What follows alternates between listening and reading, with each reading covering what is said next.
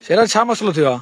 अदा मसलो इहो आहे, असां जे मानी खाईंदा आहियूं, मानी खां पोइ असांजो जेको क़ब्रिस्तान आहे हितां खां परे असीं रूटीन में डेली चक्कर हणंदा आहियूं। अॼु इतफ़ाक़ असां चक्कर में आहियूं त 2 खां 2 ॼणा हुआ शायदि, उन्हनि असांजे माना वार कयो, बाक़ाइदा फुरे जी कोशिशि कयूं ऐं असांखे चयूं छा आहे छा न, असांजो भाउ कुझु कोन्हे, त उते थोरो असां धक बक वहूं, तशदुद कयूं, मथे में लथऊं, पोइ असां मुज़मत कई, पोयां बतियूं लॻियूं, पोइ देवी में जीअं लथा पोइ अलाए केॾा विया। ॿिन्हिनि वटि हथियार हुआ? बिल्कुलु हथियार हुआ, लठियूं हुयूं ऐं बिल्कुलु असांखे पहिरीं वार कयूं ऐं 2 टे लठियूं हुनखे भऊं ऐं मूंखे भऊं, पोइ जीअं ई असां जीअं पाण खे संभालियो, जॾहिं मुज़मत कयाली पहुची भॻा।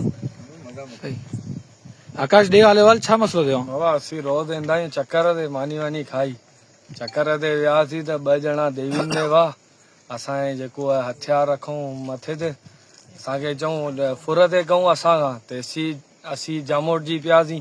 पोइ असांखे लठियूं ऐं त गोड़ थियो गोठाणा पासे मां, उथां निकिता त पोइ इहे भॻा पोइ देवीन जा भॻा केॾा निकिता उहो असांखे ख़बर कोन्हे, ऐं माण्हुनि जे गोड़ ते भॻा आहिनि। हे PTLF जा उस्ताद आहिनि, प्राइमरी उस्ताद आहिनि, जिन सां अॼु इहो वाक़ियो पेश आयो आहे।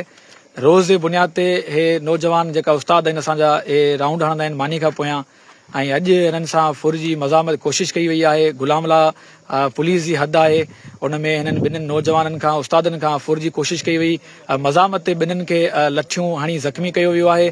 हे नौजवान आहिनि जिन जो तव्हां ॻाल्हियूं ॿुधियूं।